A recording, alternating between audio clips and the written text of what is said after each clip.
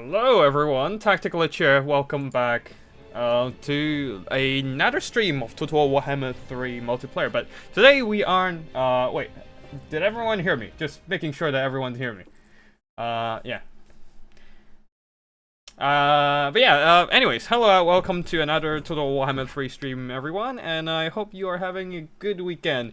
This week, on Wednesday, we had another faction wars, but unfortunately, because of internet connection issues, we had to cut it halfway through before casting the replays, or other live games, unfortunately. However, I think I might have managed to fix the internet issue. I am not 100% sure, honestly, so I can't say for sure, but hopefully that's fixed and I can sort that out. Yeah, I can. Hopefully that's fixed and I can cast the games today. I fiddle with some internet settings and hopefully that do the job. I'm not sure, so there's still a risk of the internet dropping. If that's the case, then unfortunately we'll have to we'll have to cut it short again. But right now, what do you break on your internet? I think it's just some internet. The network adapter settings was on auto, and it was just kind of resetting. I went into fiddle with like the network adapter in the end and set it to like a particular setting, and hopefully that should be the case. I have no idea if that is gonna work, but I did a few minutes of test stream. It seemed to be fine, and so far it's not dropping yet. I can't say for sure, but I hope that's gonna work here. Yeah, I'm talking a lot right now. It's just because I try to measure the stream state and make sure the bitrate is stable for the stream itself. But yeah. Wait, hold on. Why are these like different versions? Did they? Oh no, they get another hotfix.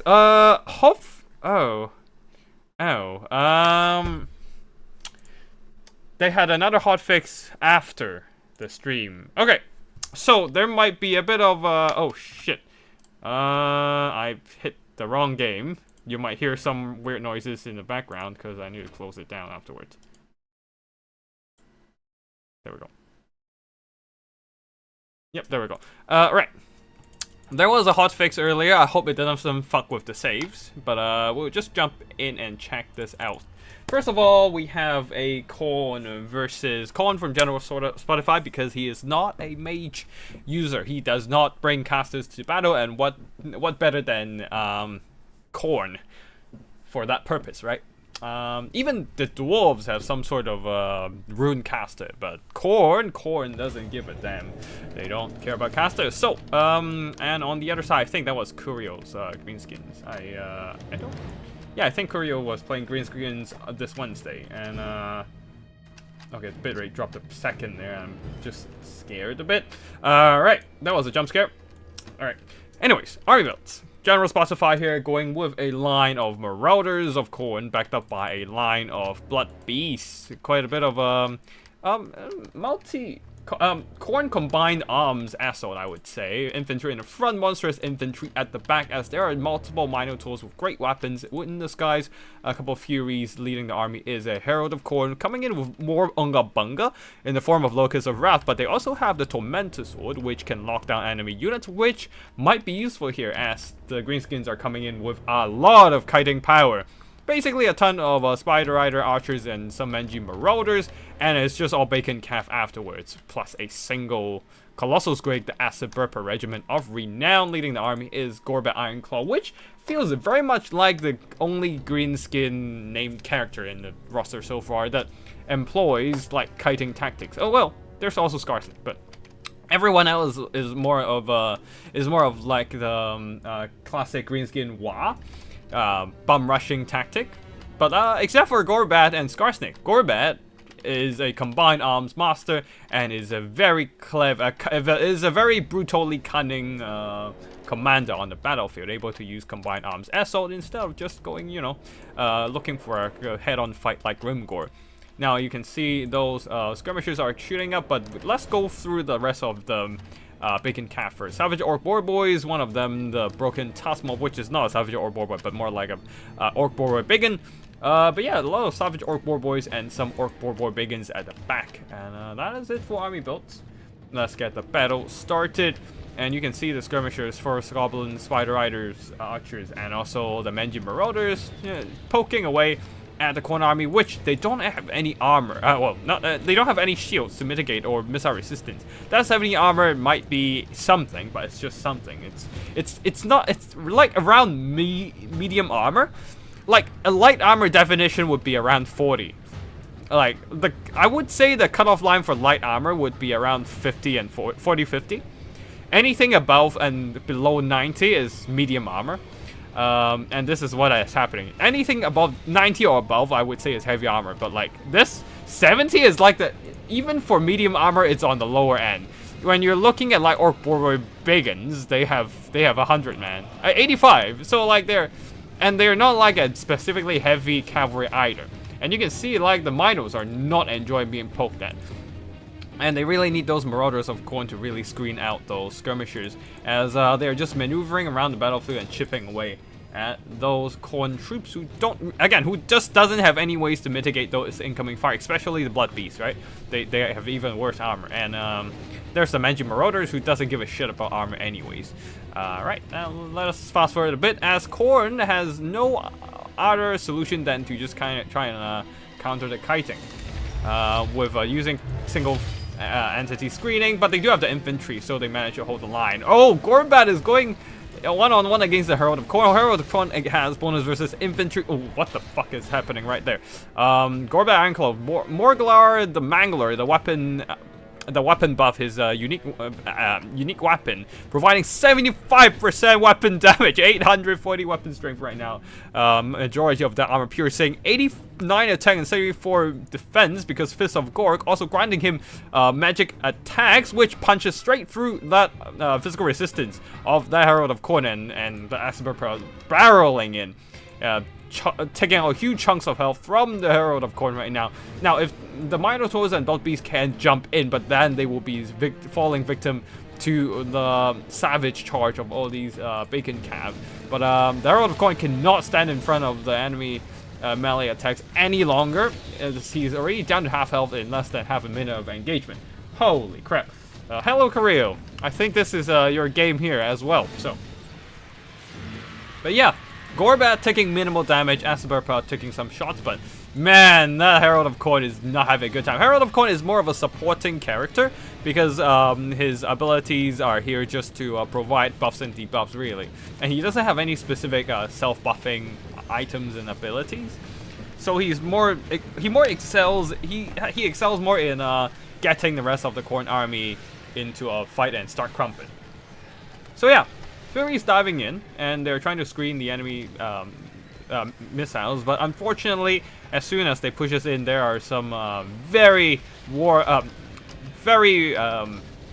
eager to fight, war-hungry Savage Orc Boar Boys looking for a crumpin here, and yeah, they're giving a crumpin. And yeah, the Furies unfortunately will be eliminated. Yeah, definitely do not want to fight the Axe Burpa right then and there. Like, this is not a fight you want to be in as a Fury. What is this abomination curio? Yeah, Khorne. Funny enough, the best way to fight Khorne is to kite them.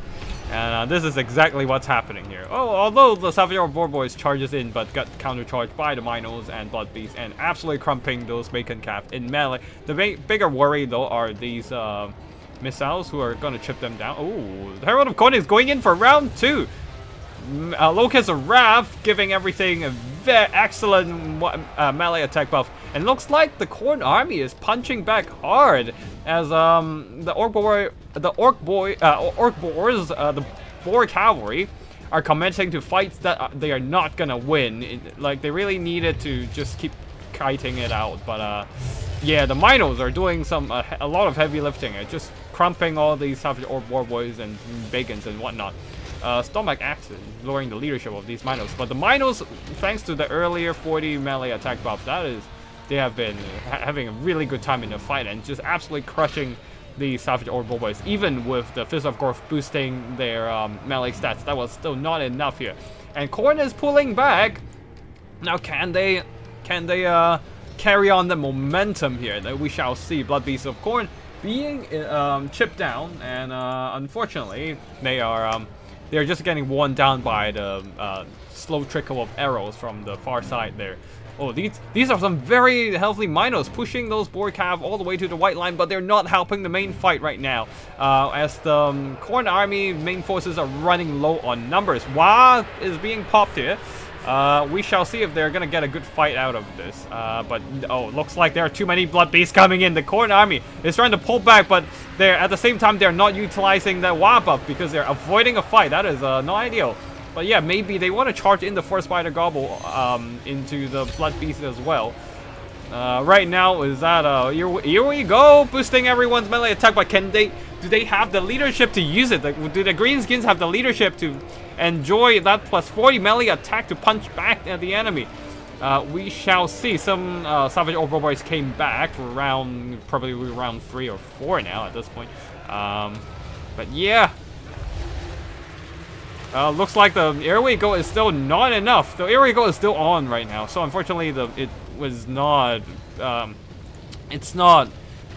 utilized for the full duration. And once the Greenskins came into contact of the much higher quality Khorne monsters, those bacon calves just melted away. Unfortunately, I wonder if Kurio played it more patiently, maybe it would have played out very differently, but for now, unfortunately, that is gonna be GG here, as victory belongs to the Khorne. Yeah, the Greenskins can't outcrumb the Chaos God of War and Bloodshed.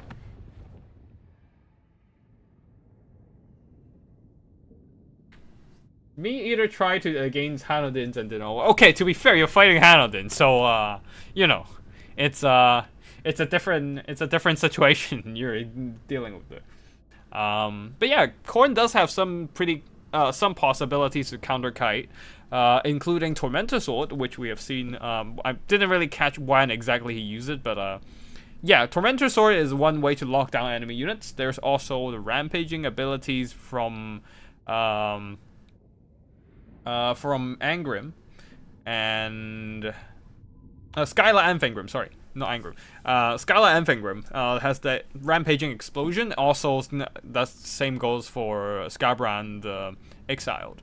But yeah, you can also, I guess, try Hellforge Bellower to counter fire. But they have Skull Cannons in general just have limited ammo, so it's not the most optimal choice here. But yeah, I wonder if the kiting was, if Kurio played the kiting a bit more patiently, would have played very differently, because Gorbat had a really good engagement at the beginning, just punched down the Herald of Khorne. What do you mean Siggles? Siggles is a very good player too, so you know. Like I would imagine, like if you're trying to kite, like kiting and being kited is a very skill, like it has a very high skill demand. Like it takes so much micro. It just, like, if you're not confident in your micro and you're playing against someone who has better micro than you, then you're fucked. If you like anything that has like a high micro intense requirement, it's just gonna amplify the skill difference between you and your opponent, which is why everyone goes for like boxes, right? Because there's minimal micro required, and there's minimal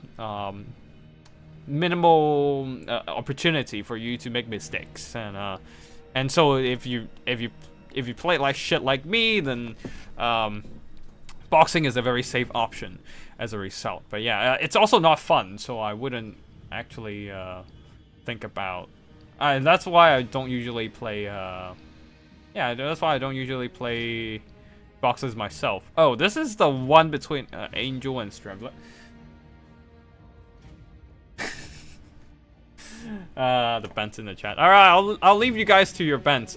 Next swap is, I think it's Angel versus Strevlet, and Angel was not happy against this heavy armored box. But I'm still gonna show this replay. But I would argue this is the example of why you need trebuchets in the Bretonnian army. Like this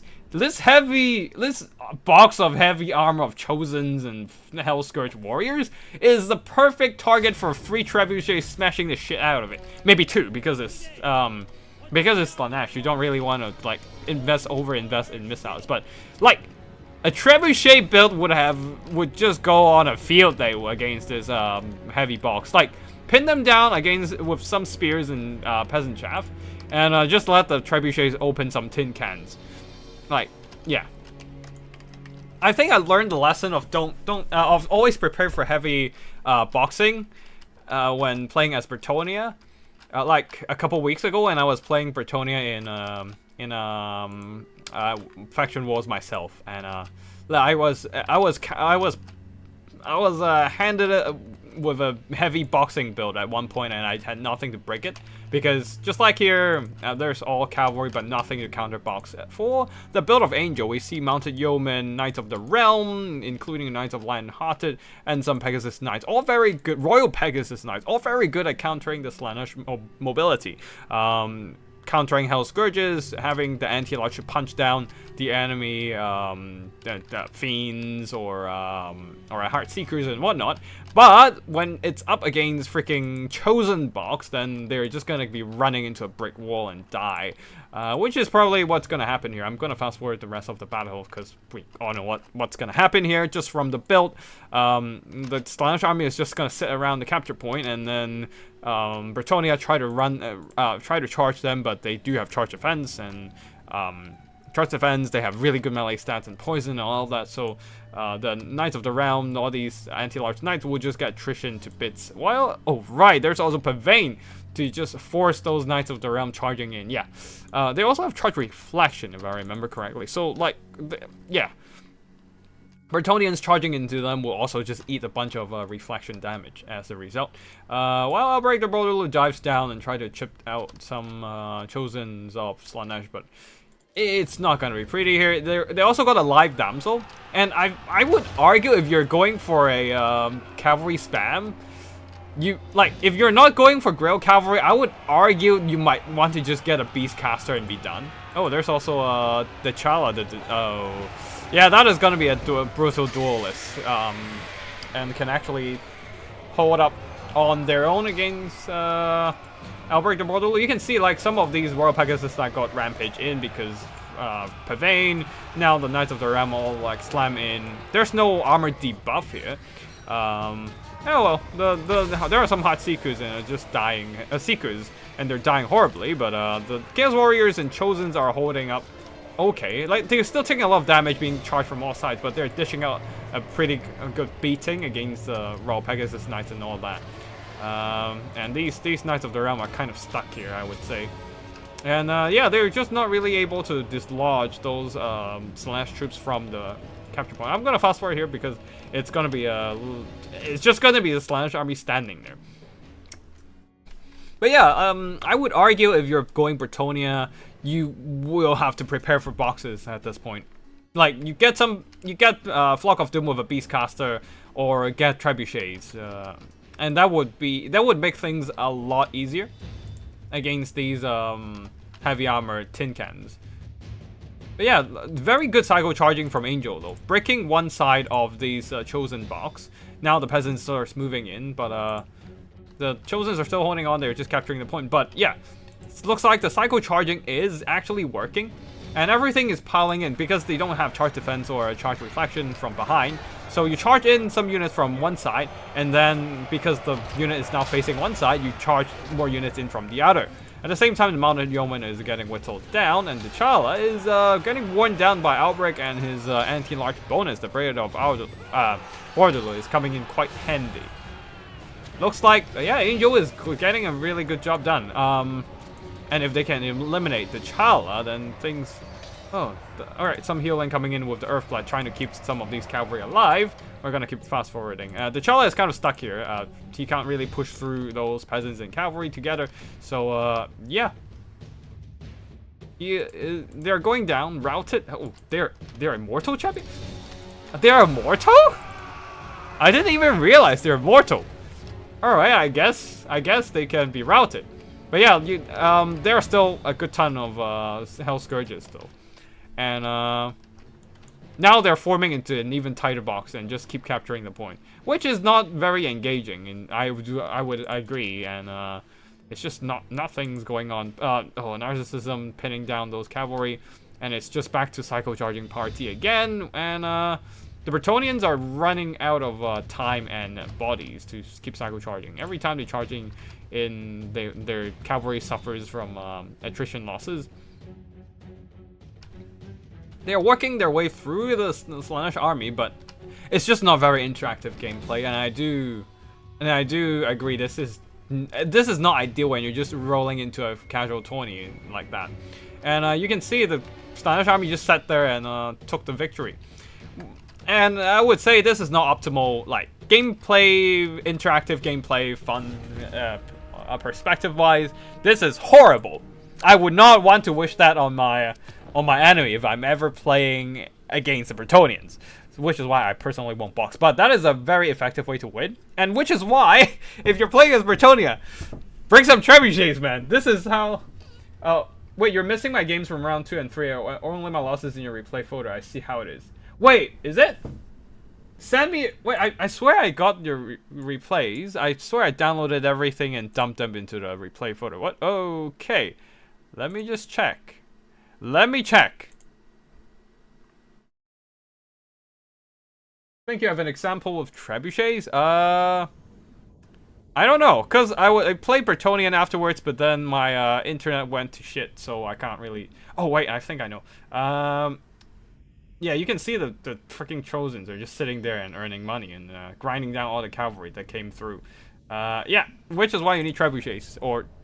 I think I have a replay... So, you can see these are some really elite infantry, right? Now, this is played in extreme lag. I had never seen a Slaanesh box before. Oh, boy. Oh, sweet summer child. Those Chosens are really tough to crack. Yeah. Slaanesh box is a thing. But yeah, I think this might be... You think these are missing?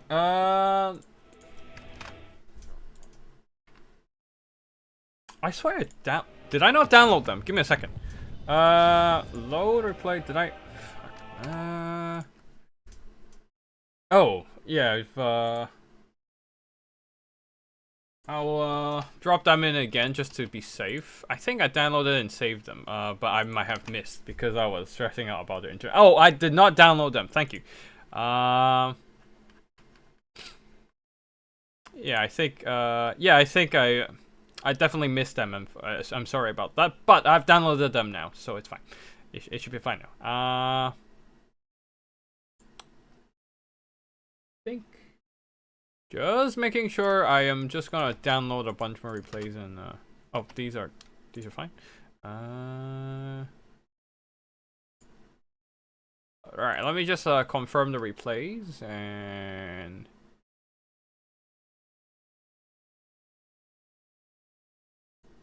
Bob hate, and then I've got your round 4 one, I think, and then I think the others are, yeah, I think I've got the rest, I think. All right, let's do this again. Ping you over the replays. Yep, all good. Cheers, mate.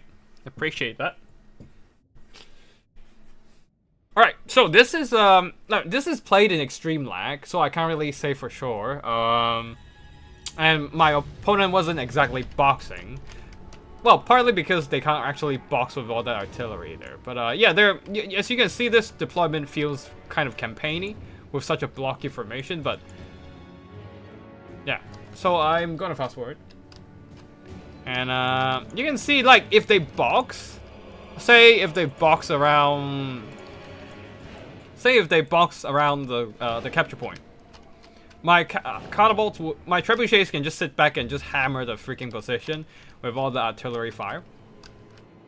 Even if I don't, then yeah, the trebuchets are just kind of gonna smash apart these elite cavalry and Flock of Dooms as well. Now, because I wasn't playing with any of those expensive Grail Knights, I can afford not to bring an Earth Caster and just bring a Beast Caster to drain Elite Cavalry down. Because these are Dark Elves. I know they have some really elite infantry. Even if they don't have elite infantry, I can Flock of Doom the Koan Knights, so it's still fine. But yeah, like, I'm just gonna hammer them with the Trebuchets at the back. And drain them with Flock of Dooms. The Siren of Red Ruin is ridiculously hard to kill, even with the Knights of the Realm, unfortunately, so yeah. That was not ideal, but yeah, yeah. Like, just hammer them with Trebuchets, man. Just throw rocks at them.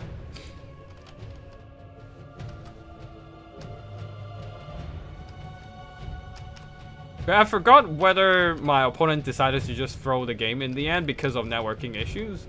Also because I was like, I only have artillery left, so it's not like I have a lot of resources left to fight those entities here.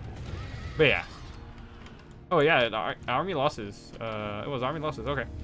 I think my lord was like routed at that point because fighting Malus and Zarkhan is just not enjoyable in general. Yeah, both of them are down. But yeah, I didn't bring healing, so they took a lot of damage and wasn't able to recover. But the Trebuchets did work against Dark Elves. Yeah, you're just gonna hammer them. You're just gonna hammer them with big rocks, man. Of course, it's easier said than done, but I feel like as Bretonia, you just gotta have to prepare for elite heavy Hobbits at this point. Next up, we have Slaanesh versus Lizardman. Zrevlet versus, I forgot who R is. I think is Russ. I think the name is Russ or something. Sorry if I don't remember correctly, but yeah, looks like Slaanesh is getting the taste of their own medicine. It's a box from Lizardman. 3 Temple Gods, 1 Legion of Chakwa, probably just to tank javelins and disciples of Slaanesh. Pahok Sentinels for, I don't know, for, I guess skirmishing. And Bastillon Solar Engine for artillery. Oh, Lord Mazdamundi, hello there. Sitting in an elite box with Sacred Croxagore, or Boxagores with their Power Fists, and Bastillon Rev Crystal for heal. Just mutual healing between that and Lord Mazdamundi. Mazdamundi coming in with a hefty toolkit, I assume. Oh, yeah, that's a hefty toolkit. Net, Comet of Cassandra, Apotheosis, Harmon. That's like most of his, like 4 of his 6 spells. Like, yeah, that's just a lot of course, the bound stuff too. The Ruination of Cities, the Banishment, Shield of the Old Ones as well. Yeah, it's just a very hefty. Oh, that's a lot of more missile resistance in the form of the Sunburst Standard of Haxoatl. Yeah, just a lot of investment into this box and on Mazdamundi. I guess that's why they can't really afford a Dresaurian or anything. On the other side for Slaanesh army here, Slangors for the front line. There should be decent against the Taurus. For Saurus. Not sure about the Temple Gods though. Pleasure Seekers, 3 of them, and a ton of Hellstriders. Yeah. Leading the army is already taking some shots. Azazel. Leading the army, being kited a bit by the Pahok Sentinels. And yeah, they're going straight head on into the Slangos there. Legion of Chakwa probably don't want to fight them for too much, but if Lord Mazdamundi and some Sacred Croxagores go in there, that should be good. But yeah, right now Acquiescence is lowering the defense on these Legion of Chakwa, allowing the Slangos to do a bit more damage. The Temple Guard should be able to hold their ground for now. And looks like the Pleasure Seekers taking a heavy hit from the sunlight laser beams. Right in the face. That took a lot of, that was a nasty hit on top of that blinded debuff. The blinded debuff nuked their melee stats by 25 on both attack and defense, I think, yeah. And that makes them a lot less effective in melee combat. But even so, the Temple God not really designed to fight. They're more like a medium to heavy infantry at 85 armor. So like, they have armor, just not the most insane armor. So they're taking quite a bit of damage all over the place. Even the Slangos, even without that armor piercing, that was still enough to leave a mark on those Temple Gods. as they were just not designed to deal with, banishment. Ripping through friends and foes alike. That was unfortunate, but, those Langors are taking a heavy hit, and the Pleasure Seekers are coming into Psycho Charge, though. And the heavy armor box doesn't seem to be that good right now. As the Temple Gods, Shield of Chakra boosting up, but there's no missiles from the other side, so all the missile resistance is just kind of going to waste there, unfortunately. At least they still have the Regiment of Renowned melee stats, and they are grinding down the Slangos, just that they are quite expensive, so I don't think that's a worthy trade. Maybe Apotheosis can keep them in a fight, I guess, but Temple Gods still holding on, but they're just turning around to fight those Hell Striders, but the Slangos are making some really good work overall. And even on a one-on-one engagement, the Slangos are still kind of winning against the Temple Gods. Oh, well, actually they did have the support of the Pleasure Seekers and some Lash of Slaanesh AP damage. Ooh, these Sacred Goxagors, they'll turn around and stand and fight those Pleasure Seekers because they are going to take a shit ton of recharging damage. Devastating flanker trait, man. That is, well, very devastating damage. Very nicely done from the Psycho Charging here. Just exploiting the weaknesses in the Lizardmen formations and really grinding them down. Yeah, balance of power is still in favor of Lizardmen, but I think once the infantry gets taken out, the monsters will just be singled out by Azazel. Looks like the Paulhawk Sentinels are not really doing much so far. I mean, they've been chipping away at the Pleasure Seekers and whatnot, I guess, but yeah, just not really leaving much of a mark on the battlefield. Now they're getting pressured by Azazel, so they're gonna keep kiting away. But yeah, the ground force of the Lizardmen are faltering, leaving only the single entities still in the fight. Even the Boxagors are gone. And the question is, will the single entities be able to fight this one out? The Bastillodon Solar Engine is not great at melee fights, and it can't shoot in melee, which means the blinded debuff is not gonna matter here. And all the Temple Gods are gone. Balance of power is shifting back to the middle, and once the Slaanesh forces are able to just surround and pick out these single entities, they should be able to have a slightly better time. Although a nasty net though, pinning down those Pleasure Seekers and allowing Mazdamundi and the Bastillodons to charge them, negating their charge bonus and devastating flanker. These guys are able to rear charge Mazdamundi and the Bastillodon. Bastillodon doesn't care because they have the immune to flanking trait. Not Mazdamundi though, he is immune to flanking. And he took quite a bit of shock damage as a result. And surrounded by enemies. Ooh, that is he's surrounded, he's flanked, so his leadership got debuffed. But more importantly, the discourage effect, just barely enough to put Lord Mazdamundi into a routing state. Now he was barely below 0 leadership at -2 there. But that was all that it took to rout off Lord Mazdamundi, and now he's just surrounded and chased down by Azazel, leaving only a 2 Bastillodon, and that's not gonna work here. And victory belongs to Slaanesh. Very nicely done by Strivelet with the Psycho Charging, with the Pleasure Seekers exploiting those weaknesses in the elite formations of the Lizardmen, and also Temple Gods, unfortunately, just not that good. Even against Slangos, they are actually taking a lot of damage throughout the battle as a result. And yeah, I wonder if a Dreadsaurian would have been better than a fully kitted out Lord Mazdamundi plus Solar Engine. Like maybe just cut out some stuff and just bring a Dreadsaurian then. That probably would have worked better. But yeah, very nicely done by Strevlet for picking this box apart and getting some solid work done. Creo, don't worry, I'll tell him stupid things like trying to kite corn with spider archers. I think that idea is not bad on its own. It's just, yeah, it's just hard to kite sometimes. Alright, Corn versus Kislev, the balance of power hate Corn. Alright, let's jump. Oh, actually, let's get some greenskins going first, because we're otherwise, if we just cast everything in order, we'll just be casting 3 greenskins game in the end. So let's not do that. Let's go with round 2, battle between greenskins and Kislev.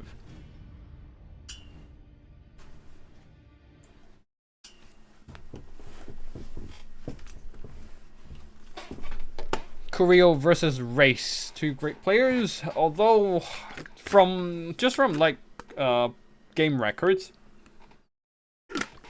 I would say Race definitely has quite a bit of a strong performance. And this is going to be a tough one. Let's slow down a bit and see what the greenskins have. Now, for the greenskins, the front line of Orc Boys and Goblins backed up by Archers, the Orc Air Boys, and Ruglux Armored Orcs, I believe, as they can hold their own even against the...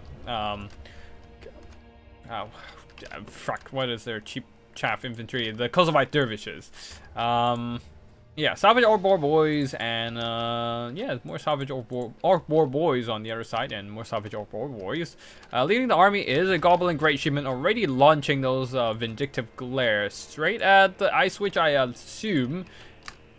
I can't see, but yeah, it looks like the trajectory is going towards the Ice Witch. Broken Tusk Mob at the back, and more Boar Boys. And the 8-Peak Loonies just hiding away and ready to unleash some spinning loons. A very nasty hit from the Vindictive Glare, taking out a good chunk of the health from this Ice Witch. On the other side, for the Kislevites, the front line of Dahl's Hearthblade. These are some expensive elite infantry. And there's some Boydenov's Brawlers, which are shotgun Streltsies. And some more Kislevite Warriors, and a lot of Kossars, providing a little bit of meat in the front line, and then a lot of shooting power at the back, and some Ashina ambushes ready to launch some pretty nasty shots into the Greenskins light armored troops. And Kosovo Dervishes Griffin Legion elite cavalry with glorious charge, and Ice Witch Tempest coming in with Hellstorm Hawks of Miska, which is really good against the low leadership Greenskin with that minus 16 leadership effect. And of course a little bit of a glacial, what is it called? A glacial call? Guardian call for the Snow Leopard summon. Yeah, that's it for the army builds. Go back into normal speed and see what happens. Now the Kislevites don't really have... Ooh, another Vindictive Glare, this time into the Dahl's Hearthblade, trying to knock out a bit of their troops. Ooh, nasty hit again. Knocking out a good chunk of their HP. No kills at all. Yeah, no kills at all, just HP damage, but still. Weakening them is good. A little bit of Hailstorm, but the archers were on point, so they're quickly moving out of the way. And then the Orc Airboys are starting to launch shots into the Greenskins infantry. Ooh. The Boydenov's Brawler, they're armored, but 70 armor isn't anything too amazing. So they're trying to move up and shoot at the Goblin Great Shaman, but they're getting counterfired pretty hard. Ooh, their shotguns are doing some good damage, but not enough to make it up for all the damage they took from the Airboys. Race, what are you doing? Move them back! I don't know. The goblins are gonna get into the melee fight against the Boydenov's Brawlers. And, yeah. I think the Boydenov's Brawlers are pretty much wasted here. Hailstorm onto the Ruglux Armored Orcs. Kislevite Warriors rushing in the front line. Griffin Legion counter-charging. But yeah, the Boydenov's Brawlers, they are just kind of getting wasted here. That was very unfortunate. Now the Kosovo archers are firing in, whittling down the enemy firepower themselves, and the front line is mostly holding. Actually, ambushers are duking it out against the Orc Boys, or Boar Boys, those, which is not great for them, but nothing too. Well, yeah, it's not great. The Ice Witch is also taking a lot of damage, not being a particularly good melee combatant. Griffin Legion countercharging the enemy forces with Kislevite warriors fighting in the mix. Although the Griffin Legion has a movement order, they're trying to push through the enemy formations instead of fighting them. So they're taking a lot of free damage right now and not doing any damage, while keeping the Kislevite warriors kind of stuck behind their cavalry and not fighting. So yeah, that was just a lot of unfortunate things happen at once, and a spinning loon from the Epic Loonies ripping straight through this Kislevite warriors and Griffin Legion. Yeah, I think that is GG for Kislev at this point. Their missile troops are getting compromised, and there's still some archers at the back, and Kossars firing in. Archers and crossbows at the back firing in, but their front line is kind of non-existent. The Greenskins are, a lot of Greenskins units are falling back. Orc Airboys also taking a lot of damage from enemy archers, but yeah, I would say the Kislev is in much worse shape because they don't really have any resources pushing into enemy backline, while the Greenskins have units. They're now going into the Kossars and Akshina and Bushers at the back, and the Greenskins also have a much healthier leadership. Just unopposed, and the best killer against Big Spider are these Boydinov's Brawlers, who are already dead. So yeah, that was unfortunate. Hooks on this guy here, ripping through those Greenskins and doing some good leadership penalties. That -16 leader discourage effect. -16 leadership is really good against Greenskins with wonky leadership. Another Fanatics cast. And yeah, Shinab and Bushers are now compromised in melee. Same for the Kossars, and Greenskins are all pushing in. And yeah, I think that is going to be GG with the Greenskins leading. With the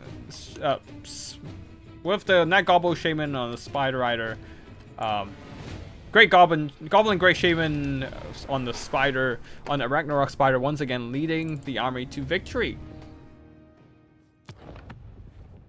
A very strong push from the Greenskins here. The hail of Greenskin arrows are really leaving mark on the enemy archers, but most importantly, the Orc Boar Boys were used quite effectively. Charging the front line with the Wa, buffing them and making them a lot more effective against Griffin Legion and stuff, and just punching through those Kislev defenses. Of course, the Das Blade were still excelling in melee combat, just cutting down Greenskins wherever they go. But it's only one rock among a flood of Greenskins, so it can only do so much to stop the flood, right? Yeah. And with the missiles kind of heavily compromised, there's just nothing really to wear down the Greenskins. All these Kossars are just kind of dragged into melee quite soon in combat. And the Griffin Legion were not able to extract much value, being forced to fight a bunch of Orc Boar Boys with armor piercing, while they themselves lacked armor piercing to punch back against armored targets. And also, like, some of them were just kind of mismicroed a bit there. Yeah. But yeah. Next up, I think, is another Khorne battle, and then we're just gonna be mixing it, shifting between Khorne and Kislev, I think. So yeah, we have a Khorne battle here. Khorne versus Kislev once again.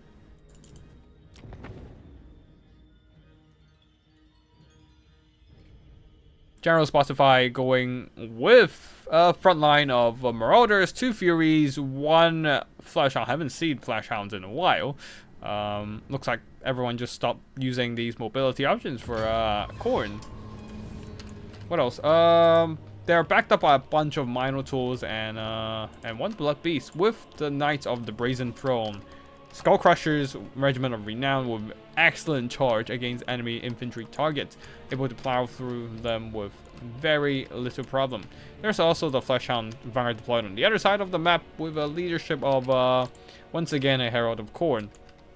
Now for Kislev, a front line of Kislevite warriors backed up by armored Kossars.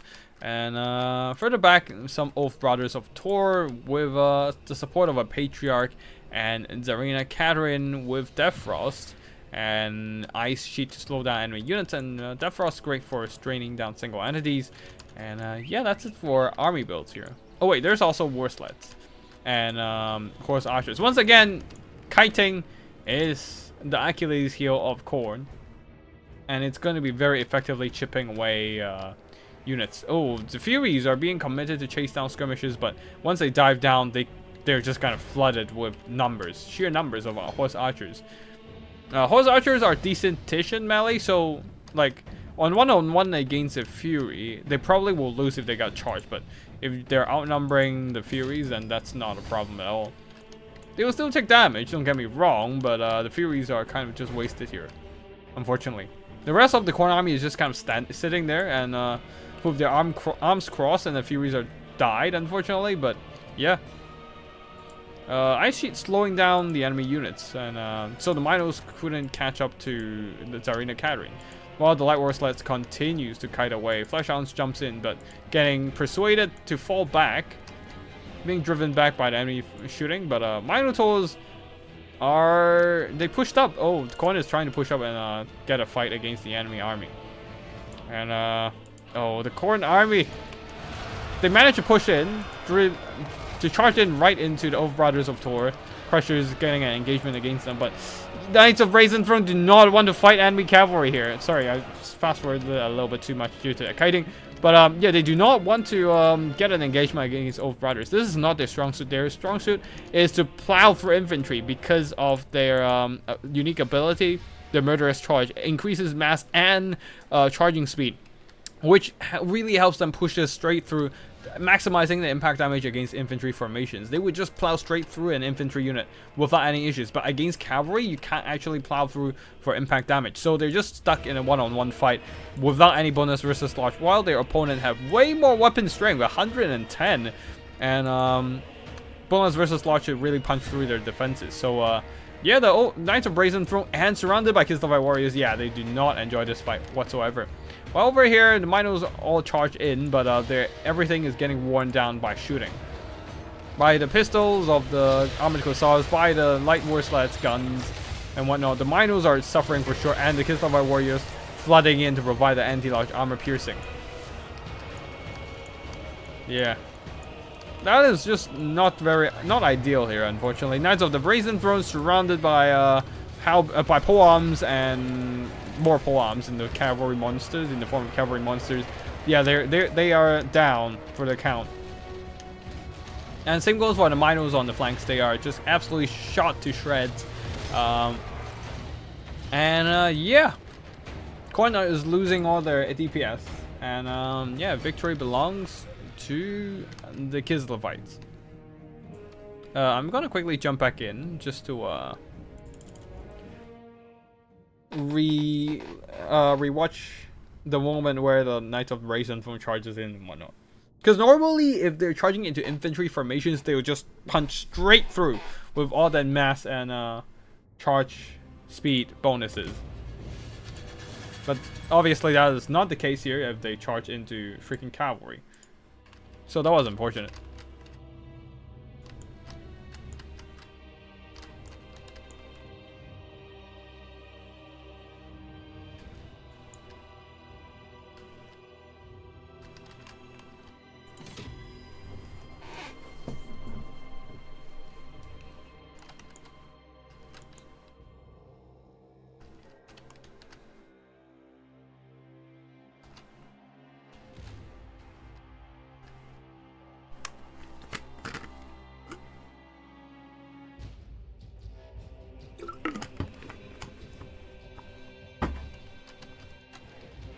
Alright, oh, the Knights of Brazen Throne charge into the Oath Brothers. And on top of that, don't forget the Oath Brothers of Tor has the Call of Tor. So it nuked the stats on the Knights of Brazen Throne. 24, it has the blinded effect as well, just like the Basilodon Solar Engine. That's like 24 debuff to attack and defense, making that a lot less effective in melee. Just neutering their stats down to like a normal, regular medium tier, like low tier infantry, or medium tier infantry. So yeah, that was quite rough. Anyways, Greenskins versus Tomb Kings now. Curio versus Angel. And yeah, let's see what happens here. Curio going with a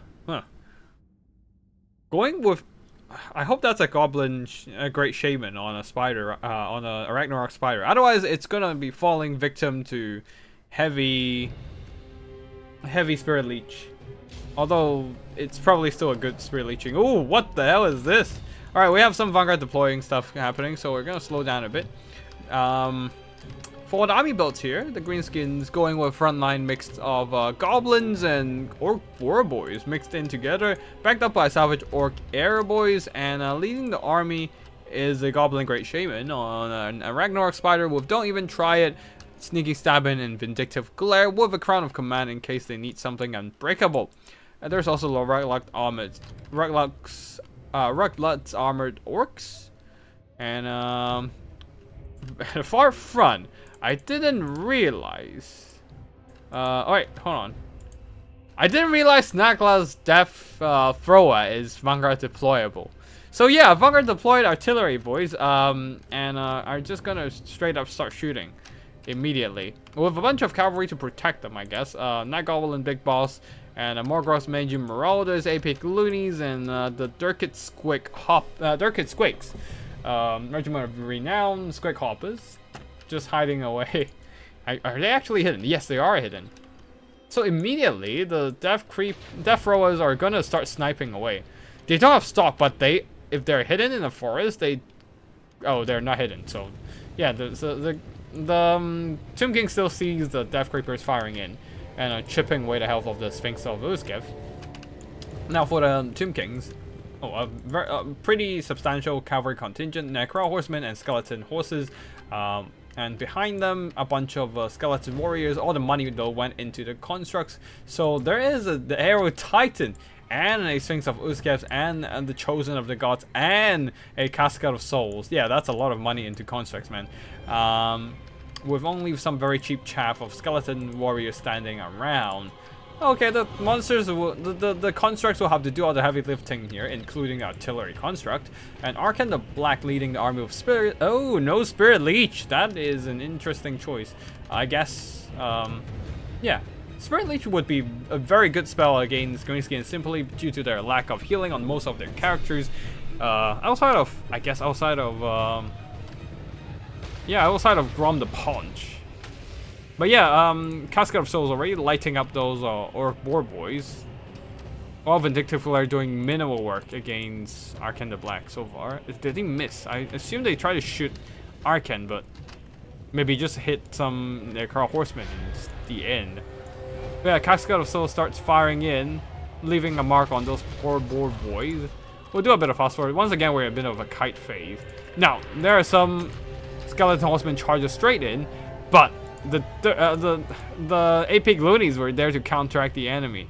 Unfortunately, the Purple Son of Zeruz did take out their ability of using Spinning Loons, but the Spinning Loons was used once and took out some of the Skeleton Cavalry. Now more horsemen are coming in to knock out those Nekla's Death Throwers, and that was successful. Orc Boys and Durkit Squigs are counter-charging, but that was too late now.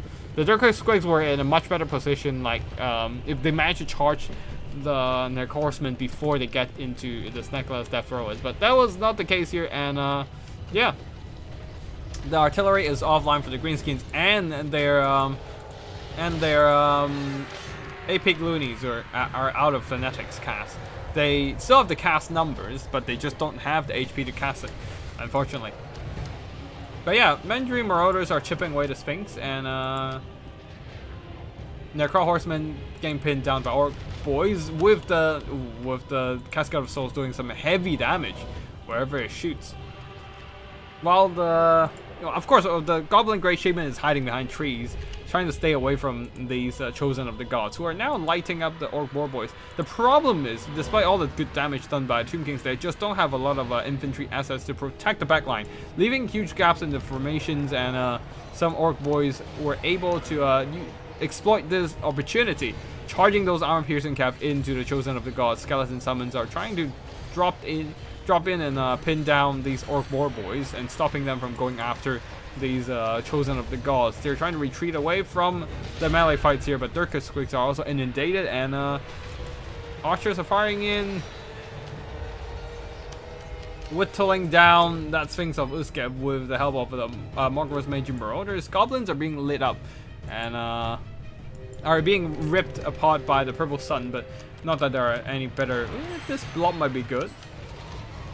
Yeah, but I don't think that matters anyways. There's just not a lot of good targets for Purple Sun. And Arkan does not have any other spells. That's why you need Spirit Leech, man. That's why you need Spirit Leech.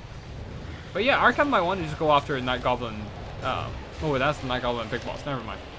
Arrow Titan and the Sphinx of Uzkev are still thriving in the fight right now, but they're getting slowly whittled down by Vindictive Glare and enemy Archer Fire. Necro Horsemen came back and tried to go after the Mangy Marauders, but that is also why the Orc Boars are coming. The Boar Boys are coming to help. Balance of power is still in Tomb King's favor, but I think this can go anyway, and the balance of power is a bit fraudulent, as a lot of that balance of power from Tomb King's rest in their single entities, and because Arcane the Black has so much health, it's bloating up that balance of power. While the Golden Grey Shipment is more like a mobile artillery platform firing in from afar, chipping away at those Tomb King's blobs. Maybe you want to just keep shooting at the Sphinx of Uzcab, if anything, I would say. But yeah, the Sphinx is getting whittled down, and the casket is still firing, but not a whole lot of good targets. Firing now, but at the casket, a Salvage or Airboys, it doesn't have a dense formation. It just kind of landed and not do a whole lot of damage. Arcane is pushing out though, and seeing his balance of power advantage is slowly losing away. As the where was the Chosen of the the Chosen of the Gods is just getting hounded by melee troops, as there are more Orc War Boys coming in over and stopping them from firing again. Now the archers are still whittling down. Greenskin archers are still whittling down the Sphinx of Uzcab. Only use full bolt thrower on this silly map. Yeah, the map is too wide and the artillery is just not. I guess you can still use like stuff with high firing angles. Not with cannons, was a lot rougher because of the slope in the middle though. But Orbor Boys, Psycho charging around. A lot of them are pretty screwed right now. But yeah, now the Chosen of the Gods are under fire from the Rugless Armored Orcs and some Salvador Airboys. And they're getting knocked out with these whittling shots. It's just damage trickling in very consistently, and the Tomb Kings just don't have the resources to stop them right now. All that money going into the monsters means they have a lot less resources for harassing enemy missiles. I'll fast forward here. As the single entity constructs are getting whittled down by armor-piercing cavalry, single entity character, and long-range firepower. Especially Aero Titan just don't have any speed whatsoever. Surrounded by by a firing arc of a lot of things. It's just consistently getting worked down. Okay, the Tomb Kings are trying to go for one last hurrah, but the archers finish off Arcane, and that's going to be ARI losses. Greenskins OP? I don't think the Greenskins I don't think they're OP. They have a lot of good regiments of renown overall, yes, and their units are very cost efficient, but I would say they're in a good spot, but not in an OP spot for now. You can still beat them for sure, as we've already seen it earlier in the stream, but yeah, good damage from the Rylox Armored Orcs, and yeah, good stuff. Arbrower Biggins and Menji Marauders got some really good damage whittling down the single entities with their armor-piercing firepower. And yeah, Chosen of the Gods get some good damage done as well. Skeleton Warriors, good, yeah. But yeah, unfortunately, the Chosen of the Gods weren't able to carry the game here. Sphinx of Uzcab just doesn't have any good single entities to fight. It can do okay against cavalry, but it really excels against like cavalry. Yeah, it excels against single entities. So yeah, fighting cavalry is just not enjoyable for him, especially when being shot by a ton of orc airs. They have 4 accuracy, yes, but when the target is the size of a house, it doesn't really matter, I don't think. But yeah, that is gonna be it for this one then. One more core in battle. This time is against VC, a cooked build. I do want. This is an interesting attempt from Captain Tillis. Like, normally, interesting. 2 Death Caster, both with healing abilities, and this is not a. Both with regeneration abilities, and it's essentially like a mini regrowth. And yeah, you can just keep casting it on themselves. Wait, can they cast it on something else, or is it just on themselves?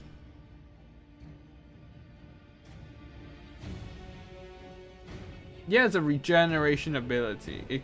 You can't cast it on anyone else, but interesting. Interesting. 4 Crypt Horrors. I personally just don't like using Crypt Horrors, but can this work? I do want. poor accuracy equals harder to dodge. Jokes on the fucking Tomb King's constructs. They can't dodge. They can't dodge anyways.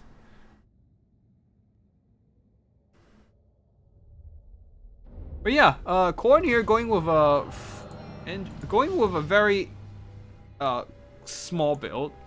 Just a bunch of marauders of Corn with dual weapons to cut through zombie and skeleton chaff. Corn gores on the flanks for some armor-piercing anti-large, but the real killing power of the build is just this core of single entities and Bloodwake Berserkers. Bloodwake Berserkers very, very elite, as we all know here, leading the army of Scarbrand the Exile and a Bloodbrute Behemoth, with Skyla and Gringtham providing that rampage explosion. Yeah, that is a very expensive core of army to lock down enemy cavalry and keep them in a fight and whatnot. On the other side, we have some zombies in the front there, backed up by a bunch of skeleton spears and a core of 4 crypt horrors standing around. I wonder how good they're gonna be. Like, they're gonna beat the Berserkers for sure, but they do have a very strong weakness to fire due to their regeneration, so I assume the Bloodwake Berserkers is gonna have a field day. Same goes for Scarbrand himself. And Koningstein Stalkers and Skeleton Spears with 2 Corpse Guards, 1 Bale Fire, 1 Unholy Lodestone. Bale Fire provides some fire resistance and magic attacks to punch through enemy physical resistance, and can be quite useful against demonic units like Scarbrand Exiled himself. The rest doesn't really matter because everything else doesn't have physical resistance. I think it's just Scarbrand Exiled here, so yeah, it still helps, I guess. Every little bit helps. Fire resistance is not a thing on Corn, so it doesn't matter, I think. The fire damage doesn't matter, I think. Leading the army for the Vampire Counts is the Strigoi Vampire Lord, a very powerful duelist with a lot of healing power. Gold King of Ashuran, once again another mini Earthblood. Opal Amulet for the ward save can be quite useful since not mini Earthblood, mini regrowth. But yeah, Opal Amulet means the HP on this Strigoi Vampire Lord will last longer. He definitely needs that kind of boost here because he's also weak to fire. So Scarbrand's fire damage and the Bloodwake Berserkers will do extra work against him. Not the case for Skyla and Vingram or the Bloodbrute Behemoth though. And double Vampires of Death. One has Spirit Leech, one has Purple Son of Zerus. I would argue you want to bring both spells onto the same character because the more spells you bring on a character, the cheaper the next spells will be. So yeah, I don't know. Or maybe I don't know. Maybe like the money you save just doesn't. It's not enough to make a difference, so it doesn't matter, right?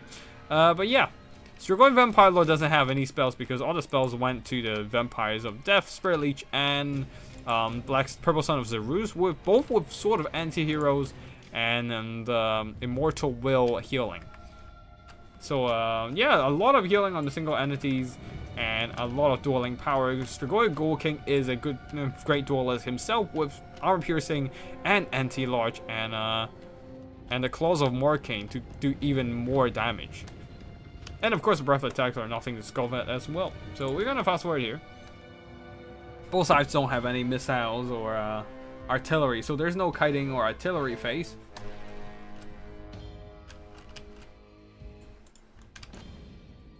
Hold on. Just checking. The bitrate spiked again. Did YouTube crash? I see there's no viewers on the... Oh, or maybe there's just no viewers. Don't worry about it. Yeah, I'll keep casting anyways. Yeah. Marauders of Corn pushing up right now.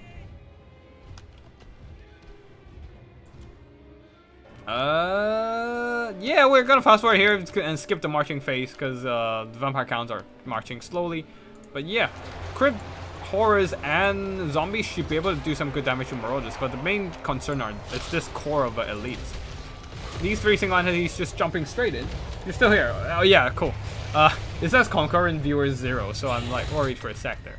But yeah, anyways, Crypt Horror is getting absolutely destroyed by that fire damage and great elite melee stats off the single entities. And Strigoi Vampire Lord got Rampage into a fight he does not want to be in, and he really needs to pop that Opal Amulet. He probably popped it earlier, maybe? Oh no, he hasn't popped it. Now he popped it.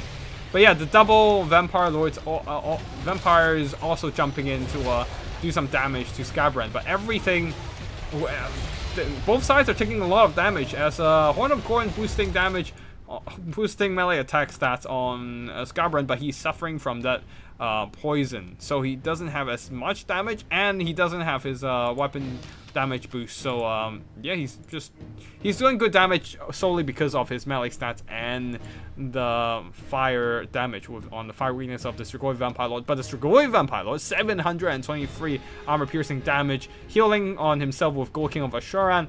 Armor doesn't really matter in this instance, everyone does armor piercing here. Opal Amulet to mitigate the enemy damage, and fire resistance, mitigating the fire weakness here. Very nice. All thanks to in the Balefire Corpse God. Don't underestimate it in terms of fire damage matchup.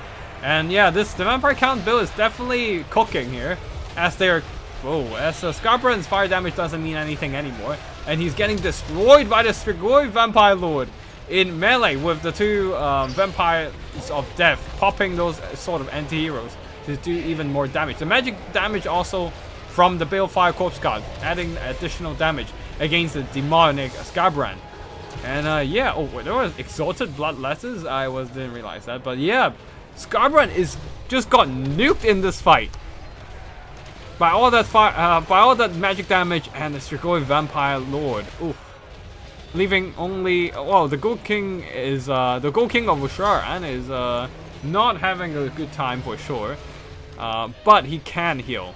He does have regeneration and the Clothes of Morkane, so he can heal and he can recover. Not Scabrand though. Once he's gone for good. And yeah, the Bloodbrood Behemoth. The Bloodbrood Behemoth is not enjoying this fight, surrounded by enemies, but Bloodwake Berserkers though thriving in combat. Not a lot of blood to spill, all because these are dead and no more blood pumping among their veins. Explosion from Skylight and Ringgrim, keeping everything in the fight, not that there's any cycle charging anyways. And Gold King, the Strigoi Vampire Lord, is just sitting in the skies waiting, biding his time to charge in again, as the vampires, unfortunately one of them got destroyed by the Bloodbrood Behemoth, and the Strigoi Vampire Lord got a bit premature in re-engaging, and he just got the crap beaten out of him from that Bloodbrood Behemoth, who is still healing, by the way. He does have the Blood Feast ability, Strength from Flesh ability. So when he fights, he heals. And the Vampire Count just doesn't have any reliable ways to quickly burst him down. The best way to do it is Gold King of Ashuran with his the Claws of Morkane. But right now, trying to challenge the Bloodbrood Behemoth, that is a reckless attempt, I would say. That is a reckless folly, especially when they're supported by a bunch of Bloodwake Berserkers. At least I guess the fire damage from the Balefire Corpse God is slowing down the heal on the Bloodbrood Behemoth. So I guess it's something. There are still two Death Shriek breath attacks from the Death Shriek Terrorgeist. So maybe, perhaps the Terrorgeist can just breath attack. Yeah, right there. Onto the Bloodbrood Behemoth, doing minor damage as his attack damage move his hitbox, and that kind of missed that attack. But yeah, the Gold King of Ashuran gets so much heal, it's ridiculous, and he's almost at his heal cap. On top of that, the Claws of Morkane once again got popped, just absolutely destroying the health bar on the Bloodbrood Behemoth. Although the Bloodbrood Behemoth is punching back hard alongside the help of these Bloodwake Berserkers. The Strigoi Gold King Vampire Lord is not having a good time whatsoever. He might actually go down here, but at the same time, the Bloodbrood Behemoth, right before being able to land the killing blow, routes. That was unfortunate. And oh no, the Marauders of Khorne, they're just sitting at the back there, not actually in combat. If they were in combat, oh, never mind. I was gonna say if they're in combat, they can probably trap down the Strigoi Vampire Lord and take him down with Bloodwake Berserkers, but never mind, he dies. The Vampire Count's leadership takes a hit, but they still have a lot of Crypt Horrors healing away with regeneration, healing away with the Corpse God's Rigor Mortis. Oh no, the Unholy Lodestone. Yeah, sorry. Vigor Mortis is stat buffs. The step ups does help to keep these Vampire Count's units a little bit more effective in melee. Not that it really matters, and just kind of slowly wearing down these Bloodwake Berserkers. While at the same time, the Coin Army is just thriving on the capture point, grabbing a bunch of I totally forgot about the Coin Gores. What even happened to them? It was just a big blob fight, to be honest, and looks like another Purple Sun's coming through and trying to rip through these Marauders. And unfortunately, that also deleted the zombies, but that's fine. The main thing is really how to kill Skyla and these Bloodwake Berserkers. There's not a whole lot of good answers to that, I would say. The Spirit Leech caster is gone because that was the Vampire being taken out first. But looks like army losses did hit though. And Balance of Power hates Corn apparently. And I would say the Bloodwake Berserker, still having quite a bit of HP left, should have more than enough fighting power to punch through these Crypt Horrors. But I guess there's not enough. But yeah, Skyla is getting killed hard though by the Vampire of Death with a Sword of Anti-Heroes, boosting up her weapon strength, while Skyla doesn't have much armor to mitigate the incoming damage. Yeah, I would say the Bloodwake Berserkers have a good chance of toughing this one out and punching down those Crypt Horrors, but Balance of Power decided otherwise, and that victory shall belong to the Vampire Counts. Although, Skyla did a lot of damage. Way better than Scarbran. And yeah, Sirgoy Vampire Lord got knocked out, but managed to tank a lot of damage and deal a lot of damage. Same goes for the Vampires of Death. Just jumping onto the single entities, gooning them to death. And Crypt Horrors, for once, earning back their worth and then some more. I've never seen them earning back their worth, honestly. So yeah, they actually had excellent performance comparative to all the Crypt Horrors I've seen from before. So yeah, holy shit, a lot of good work from those Crypt Horrors, holding on till the end, grinding down the Bloodbrood Behemoths and all the single entities on the Vampire Count side. But unfortunately, yeah, that is just unfortunately for the Corn Army, there's just not much they can do against. I mean, they managed to do a lot of good damage to Sirgoy Vampire Lord, but Captain Tillis managed to keep it alive till the late game. They're coming back for round 2s and round 3s, and yeah, got some really good work done here. Great play by Captain Tillis with an interesting Vampire Counts build. And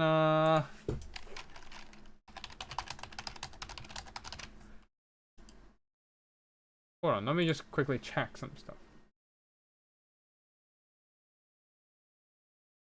Alright, now, I think that's gonna be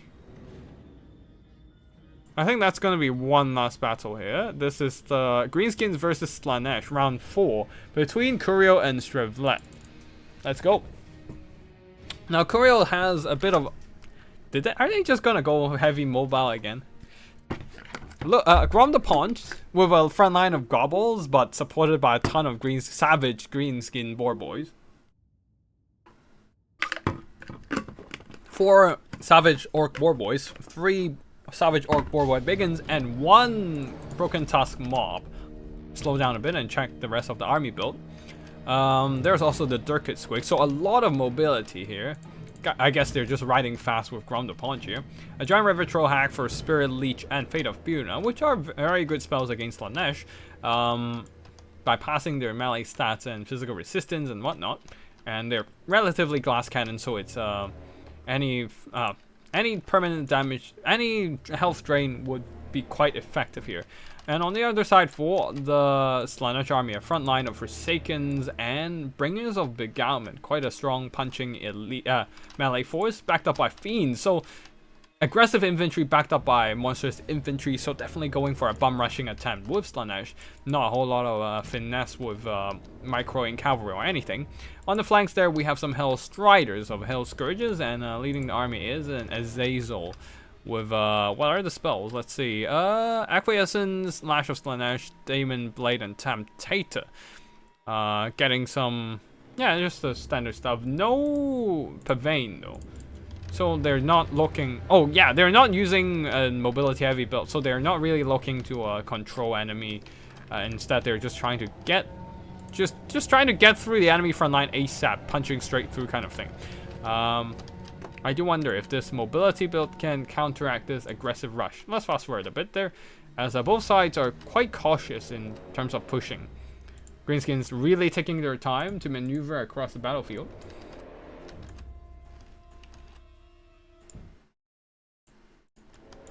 And finally they're getting to their, like, the Slaanesh army is just sitting there waiting for the Greenskins to come to them, but they're a little bit slow in reacting. The Forsaken counter-charging in the last second. Bringers of Beguilement, though, they should be axed. Oh, never mind. They got counter-charged hard by the Savage Orc Boar Boys, and also got hit by Fate of Buna, so that is going to be a painful loss over the unit. That unit is gone at this point. Like, one, they're not braced, so they just take extra charge impact from a charging cavalry. Two, Fate of Buna is going to delete most of the rest of their HP, if they still have much left of that anyways. But yeah, Savage Orc Boys charged in, did some really good damage to the enemy Forsakens across the battlefield. These guys didn't get counter charge, so it doesn't matter. But yeah, but if they stay for too long, they're just going to get attrition down in combat. Even these Savage Orc Boys, as those Fiends of Slaanesh counter charges with the Soporific Musk, lowering enemy melee stats. And on top of that, the charmed effect of those... Oh, the charmed effect of those Bringers of Beguilement, nuking those melee attack stats of any greenskin units they make contact with. Fate of Buna is has worn off. Most of the HP on those fiends are gone. On those Bringers of Beguilement are gone, but they're still fighting because they're an elite demonic unit. Still having 65 models, so they still have a lot of their punching power left. They just can't they just can't take much damage. That's the thing. So they're still fighting in very good efficiency. And things are getting quite worrying for the Greenskins front line, as their Savage Orcs, due to the lack of armor. Oh, right, these are Savage Orc Boar Boys, so they don't have much armor. Regular Orc Boar Boys have okay-ish armor, like 60 something, I think, 50, 60. So they can still mitigate some of the damage from the Forsaken, but the Forsaken, because these are Savage Orc Boar Boys, they only have 35 armor.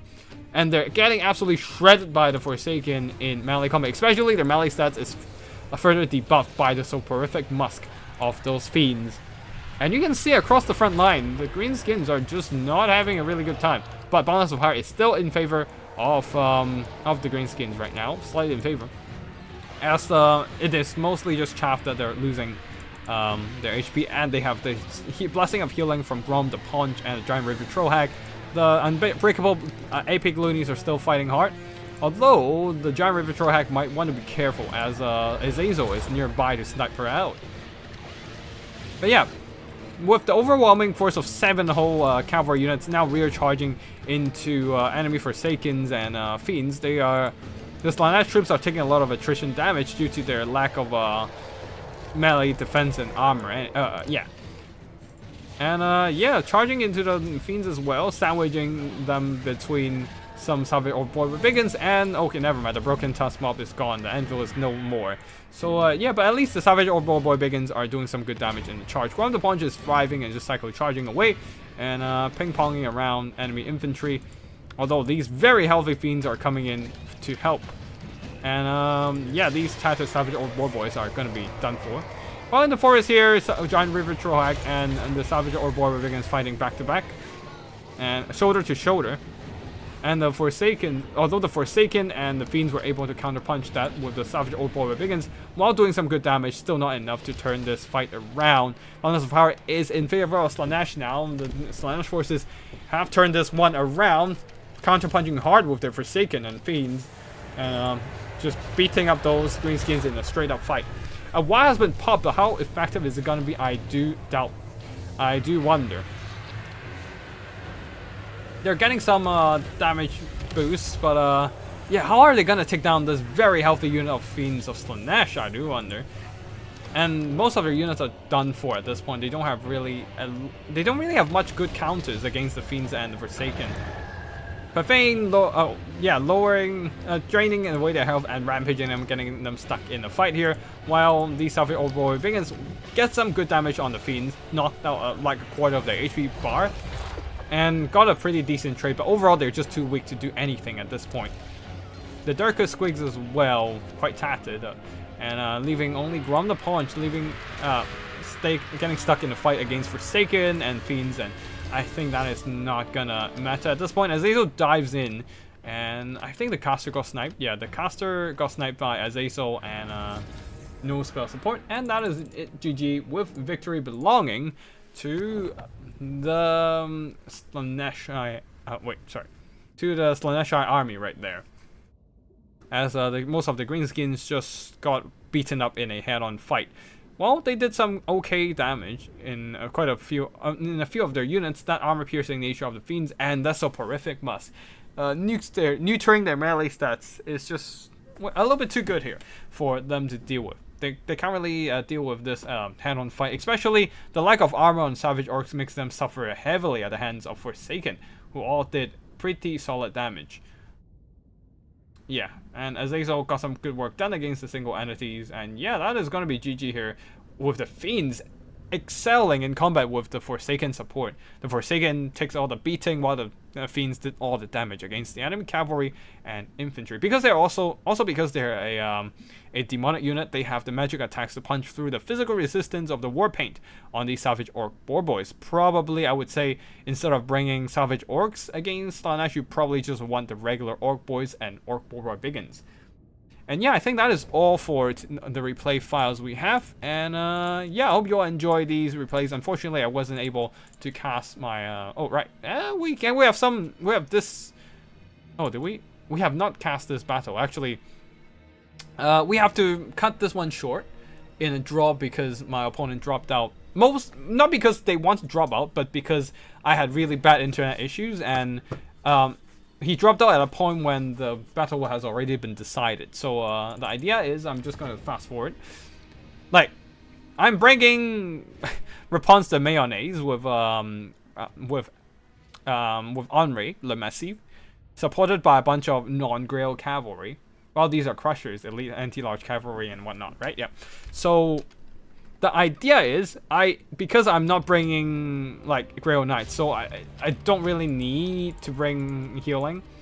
I've got a really long and in-depth formation though, so like my opponent infantry takes time to punch through every layer, and I can just buy more time for cavalry on the side. Skull Crushers did get a charge on my Knights of the Realm, but I do have the counter charge of the Questing Knights coming in, and also Men-at-Arms Polehounds.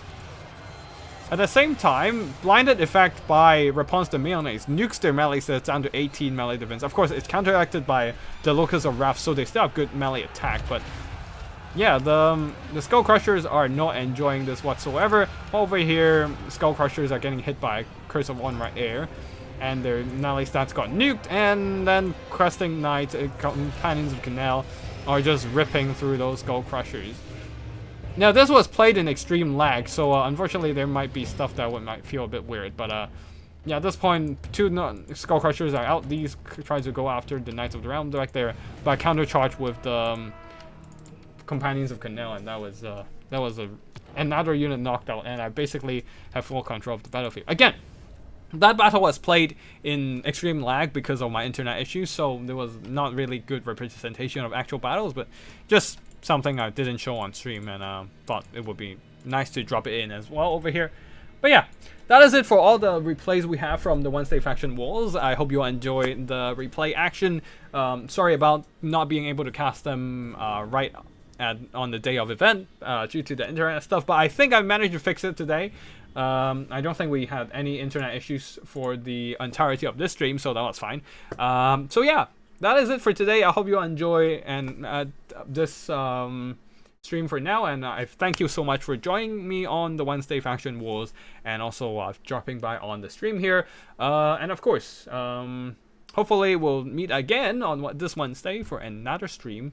I hope you all had a great weekend, and hope you all, if your weekend isn't over, then hope you had a great rest of the day.